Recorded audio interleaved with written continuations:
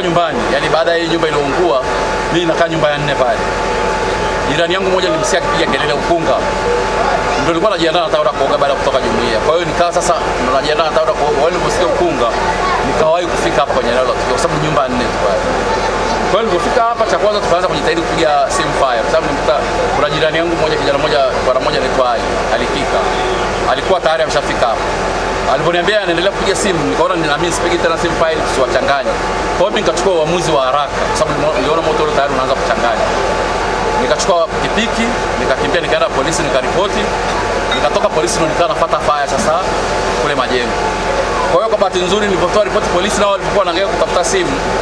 Kwa hiyo wakawa tayari washapiga simu. Nilipofika pale mimi nikakutana na fire nayo ndio inatoka Majengo pale fire. Kwa hiyo ndo nikakaa mbele. Nikaanza kuielekeza mpaka eneo la tukio. Msiani huko kwa sababu ilikuwa napiga kingora, ilikuwa tukifika kwenye barabara kwenye magari, tunajaribu kuwatahadharisha watu wasimame na bahati nzuri kwa wanasimama. Kwa hiyo fire ilikuwa ikija tu inaunga. Kwa hiyo bahati nzuri ndo tukafika mpaka katika eneo la tukio. Mimi najipanga nyumba ya jirani hapo. Sasa tumekaa hapo nje, akaja mtoto. Akasema kuna moto kule kwetu. Sisi tukatoka hapo, tukaenda kufika moto umeshawaka kile chumba cha chini kile ambacho kila mtu nyumba haina mtoto mmoja. Moto umewaka, chukua maji, mila maji, mwanga. Kumbe nyumba imeshasambaa nyumba nzima.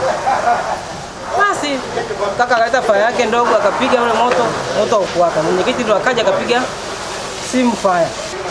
Moto ulipozidi hamna mtu alihamisha hata kitu kimoja. Vyote vimeungua vyote. Baba yake mwenye chumba hiki hapa alikuja, aliingia na kutoka akashindwa kutoa kitu chochote.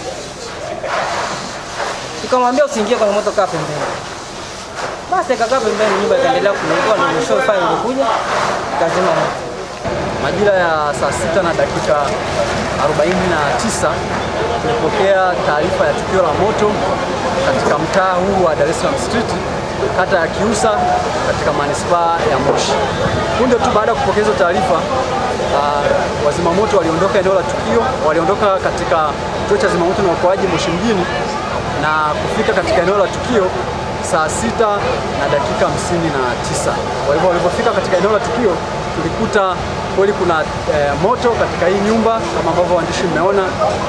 Hii nyumba ilikuwa na vyumba 12 na ni nyumba ambayo ilikuwa ikitumika kwa makazi pamoja na biashara. Kwa maana mbele ilikuwa kuna frame 2 za biashara, lakini kwa nyuma ilikuwa kuna makazi ya watu.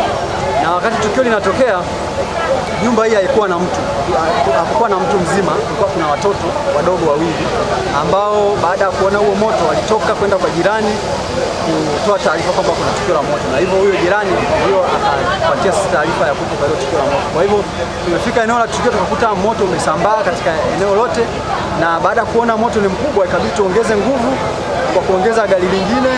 Kwa hivyo yakapo magari mawili, lakini moto akawa unaendelea kuwaka, na tunashukuru pia wenzetu wa zimamoto wa TPC pia na wao walikuja kutusaidia kwa kuongeza gari lingine la 3.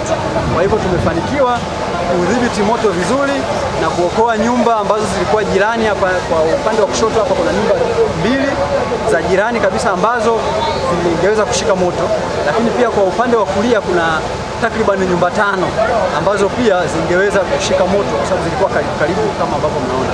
Kwa hiyo wito wangu kwa wananchi ni kwamba kwanza tusiache watoto peke yao pasipo usimamizi wa watu wazima wenye akili timamu. Kwa tukio hili watoto walikuwa wameachwa wenyewe, kwa hiyo hatuwezi kujua chanzo mpaka sasa hivi mpaka tutakapoendelea kufanya uchunguzi wa kina, lakini kwa taarifa za awali ni kwamba nyumba hii haikuwa na mtu mzima, waliacha watoto peke yao.